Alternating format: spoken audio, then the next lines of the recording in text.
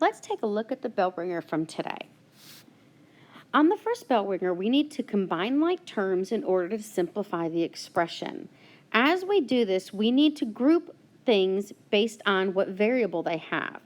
Starting with the b's, we have 8b and plus 3b. Notice when we box the variable and the number, we also keep the sign that is in front of the number. This tells us that we're doing 8b plus 3b, which gives us 11b. Now let's look at the c's. The 4c needs to group that minus sign with it.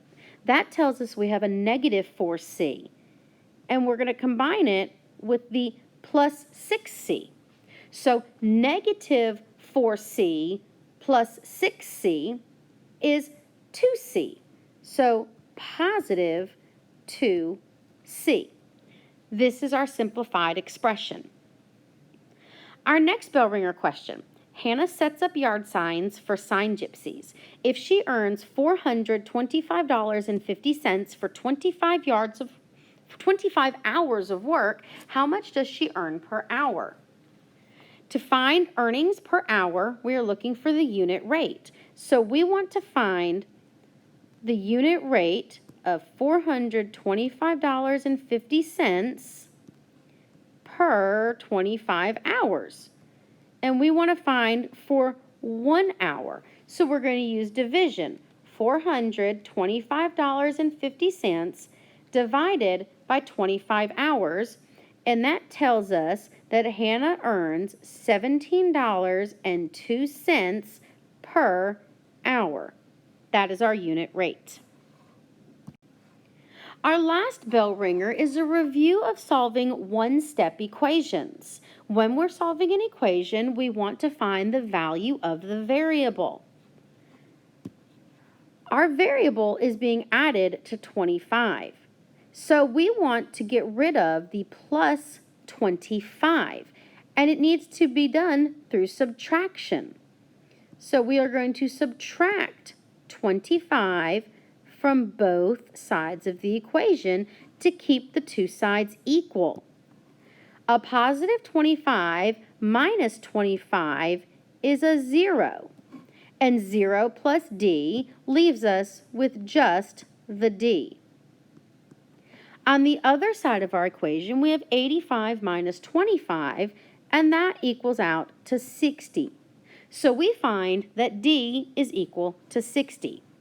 These problems are also very easy to check because we can start with our original equation, 25 plus d equals 85, and we can take our answer and plug it in to our variable. So we would have 25 plus 60, and our question is, does it equal 85? Well, let's combine 25 and 60. And we find that 85 is equal to 85, so our answer is correct. In Lesson 2.5, we're going to be continuing our work with proportional relationships, but we're going to spend time looking at the graph that represents proportional relationships. And this is on pages 116 through 120 of your textbook. Some things that we need to know in regards to graphing a proportional relationship. First of all, we're going to spend our time in the first quadrant of the graphing plane. The first quadrant is when all the x's and all the y's are positive. First and foremost, on our coordinate plane, we have an x-axis and a y-axis. The y-axis runs up and down. The x-axis runs left to right. If you notice, we're still keeping with our x's and our y's. An important part of a proportional graph is the origin, or the location of 0, 0 on our graph. In order for a graph to be proportional, it must start at 0, 0 and be a straight line coming out of the origin. Two words to keep in mind with a graph of a proportional relationship is origin and linear. Linear simply means straight line. So if our graph starts at the origin and is linear, it represents a proportional relationship.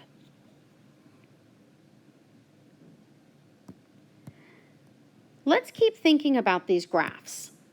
Let's put our graph back up here. And we have an x-axis, and we have a y-axis, and we are going to have, from the origin, a linear shape, a straight line coming from it, so we're proportional. On our graph, we have coordinates that can be located on here. And as we look at these coordinates, we need to remember a few things regarding the ordered pair. It consists of two numbers. The first number is the x coordinate, and the second number is the y coordinate. Again, keeping with our x's and y's. If we give our numbers, let's give some numbers to our coordinate plane. We can have 2, 4, and 6, and we will do 10, 20, and 30 on the y-axis. We need to make sure we know how to find our coordinates. This coordinate here is 2, 10. The next coordinate is 4, 20. The third coordinate I have on here is 6, 30.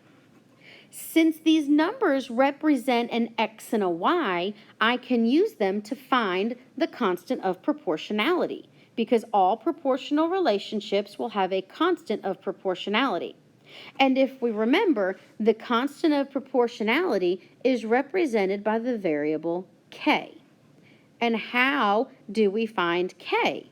We find it by doing y over x. If we look at our coordinates, each coordinate has an x value, and each coordinate has a y value. So we can use our coordinates to find our constant of proportionality. Let's do the first one. The first one on the bottom, we have 2, 10. Our 10 is our y, and our 2 is our x. And if we divide those, we get 5. If we do our second one, the 20 is the y, and the 4 is the x. That also divides to 5. Our third point, the 30 is the y, and the x is the 6. This also divides to 5, telling us that our constant of proportionality in this problem is 5. As you work through these, some other things to keep in mind. If your x is 1, the y will always be k. Let's say that again. When x is 1, the y is k.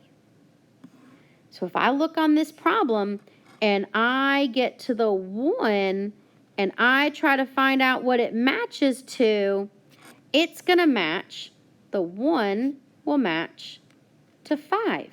There was my constant of proportionality, 1, 5. My 5 is my k.